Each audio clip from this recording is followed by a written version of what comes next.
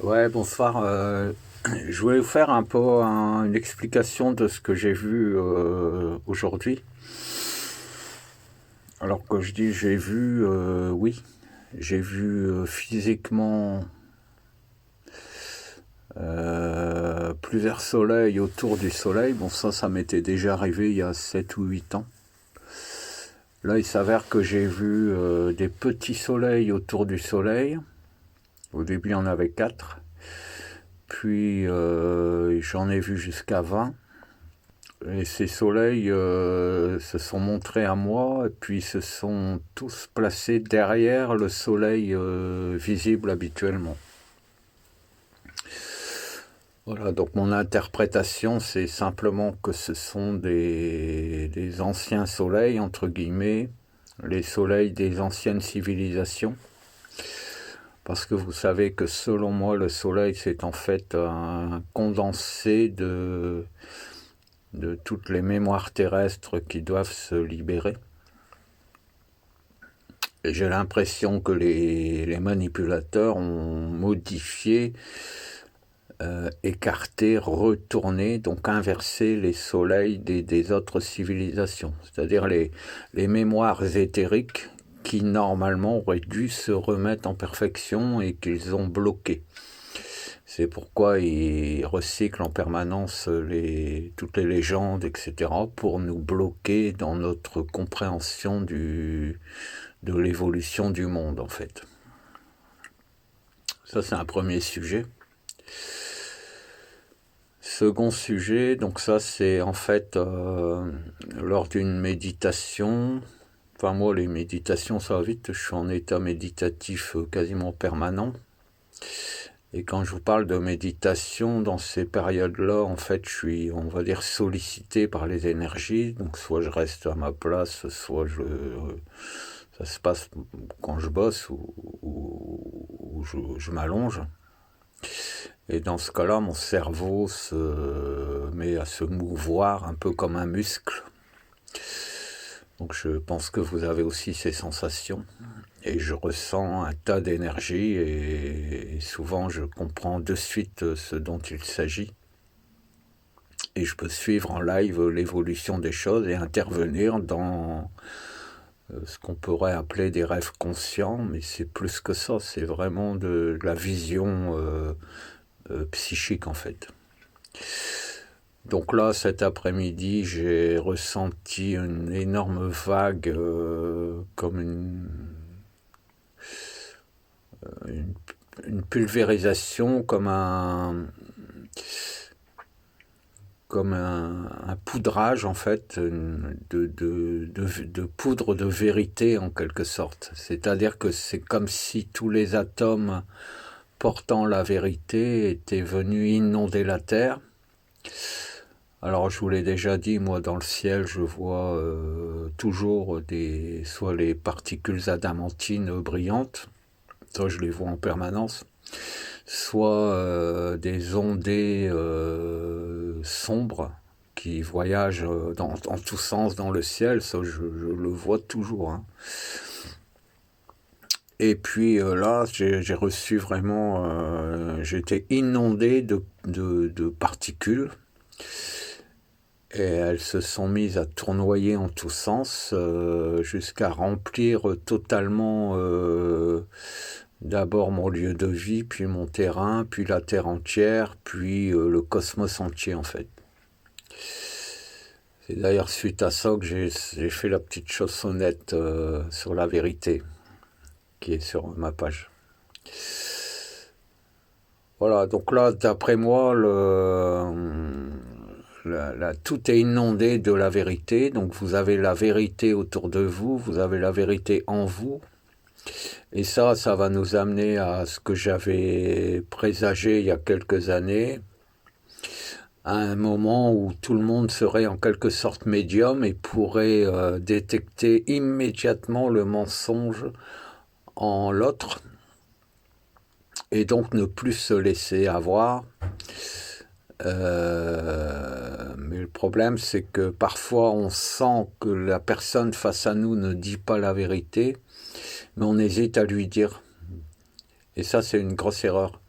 Moi maintenant, enfin depuis quelques années, chaque fois que je suis dans une conversation, ou peu importe où je suis, j'en ai rien à foutre.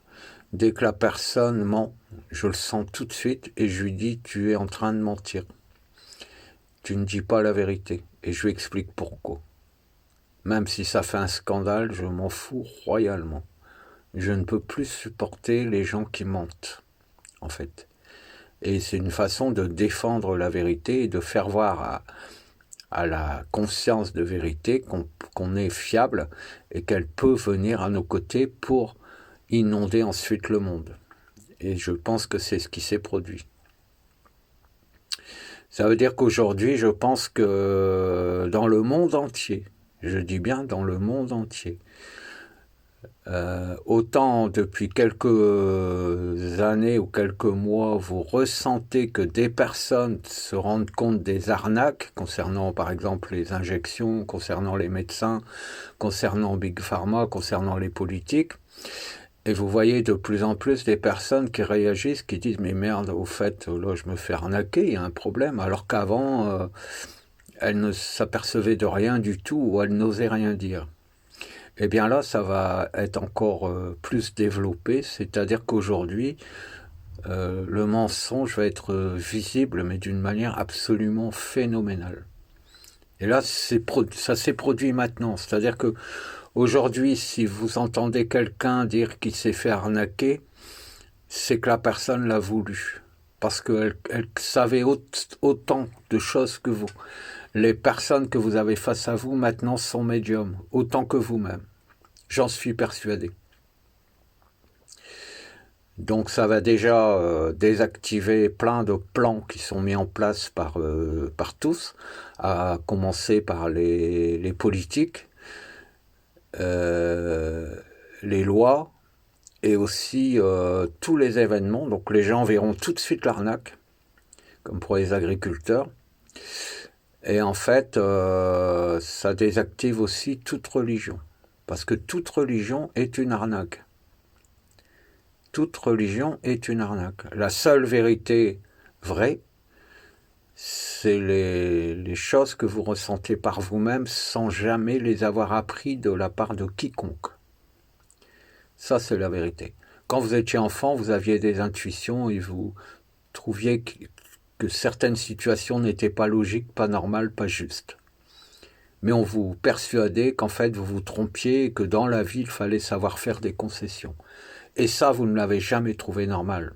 Et bien en fait, c'est ce qu'il dit. C'est la force des manipulateurs que nous acceptions, que nous ayons accepté parfois d'être complices de certains mensonges. Et quand je dis mensonge, ça va jusqu'à la médecine, ça va jusqu'à l'éducation, ça va jusqu'à tout. Et un mensonge, c'est pas seulement un mensonge que vous faites à d'autres de manière intentionnelle ou non intentionnelle. C'est aussi des mensonges que vous vous faites à vous-même. Si vous vous mentez à vous-même, votre source de vie le ressent. Et elle vous rappelle à l'ordre en permanence. Et vous, au bout d'un moment, vous lui tapez la tête contre les murs et vous lui dites « ferme ta gueule ». Et bien, au bout d'un moment, elle se rebiffe. Ben, c'est ce qui va se passer maintenant, tout simplement. Voilà. Maintenant, j'ai une troisième anecdote, pas des moindres. Je vais vous l'expliquer rapidement. Et je vais vous dire pourquoi je vais vous l'expliquer rapidement, parce que lorsque je vis de telles choses, je ne me prends jamais martel en tête. Et je prends toujours du recul sur ce que je vis. Donc là, j'ai vécu la chose suivante. Donc je me suis vu étant au-dessus d'un genre de lanterne, comme une ampoule, accrochée à l'angle d'un mur, je pense que c'était dans les sous-sols d'une cathédrale en ruine. J'ai pas pu voir où c'était. Et j'étais endormi, je me suis réveillé, j'étais au-dessus de cette ampoule. Et donc j'ai pénétré à l'intérieur et là il y avait des cendres. Je pense que ce sont les cendres de Saint Louis. Alors, je vous le raconte parce que si vous êtes spécialisé en mythologie ou autre chose, ça peut vous intéresser de me dire ce que c'est, ce que je viens de vivre, en fait, selon vous, par rapport à des choses connues. Parce que je sais qu'en fait, j'ai simplement vécu la conclusion d'une légende ou d'une mythologie. Je ne me fais pas d'autres conclusions. Donc je vous le raconte rapidement. Donc j'ai pénétré à l'intérieur de cette ampoule et j'ai été réveillé justement au moment où je pénétrais à l'intérieur. Donc sans doute qu'on m'a protégé pour pas que je sois enfermé à l'intérieur. Et j'ai dû créer un tourbillon pour expulser les cendres qui étaient à l'intérieur. Ensuite, au pied de cette ampoule en verre était posée sur un genre de console d'angle, comme un quartier d'une couronne, mais plus des consoles comme on pose des étagères en fait. J'ai dû déceler cette console. Il y avait un boulon, donc j'ai enlevé le boulon, j'ai décellé cette console. Cette console s'est transformée en couronne complète et j'ai compris que je devais l'amener à l'absolu, donc en dehors du cosmos. À ce moment-là, je suis tombé sur une tête comme un roi couronné que je n'ai pas cherché à identifier. Et ce roi couronné était en fait enserré par sa couronne, comme s'il avait été couronné enfant, qu'il avait grandi, mais qu'on avait gardé la couronne sur sa tête et que sa tête soit enserrée à l'intérieur de la couronne. Donc avec la couronne que j'ai reformée, celle qui servait de support à l'ampoule, je l'ai superposée à la couronne et la couronne s'est levée. Donc ça a dégagé la tête de ce fameux roi. Ensuite, j'ai senti que je devais placer cette couronne sur ma propre tête. La tête du roi s'est rétrécie et elle est tombée dans ma glande pinéale. De là, j'ai essayé de poser la couronne sur ma tête, c'était bancal, ça ne fonctionnait pas. Et au bout d'un moment, elle a commencé à être stable. Et au départ, il y a 4 nymphes, donc des femmes genre statues égyptiennes, voyez-vous, qui sont venues autour de moi et elles tenaient la couronne sur ma tête du bout des doigts, en tendant les bras. Ensuite, elles ont posé la couronne sur ma tête. Elles se sont tournées et la couronne est arrivée à la hauteur de leurs épaules. Donc la couronne était posée sur leurs épaules. Puis d'autres nymphes, mais qui avaient plus l'allure de sirènes, en fait, sont arrivées, et j'en ai compté 12. Elles se sont réparties autour de moi en me tournant le dos, comme si elles voulaient me protéger. Ensuite, l'œuf, alors c'est un œuf en opaline, j'ai eu ça, c'est de l'opaline, est monté dans la couronne, et sur la couronne, des enfants sont nés, et là, actuellement, sur cette couronne, c'est comme un nouveau monde qui est en train d'émerger, en fait.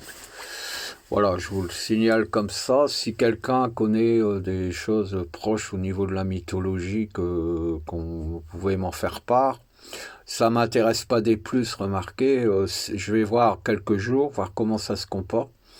Si je sens que c'est néfaste, je pulvérise tout le bazar. En fait, moi c'est comme ça que je procède. Mais je tenais quand même à vous le raconter pour pas risquer d'oublier cette anecdote. Voilà, j'espère que ça vous aura intéressé. Je vous embrasse.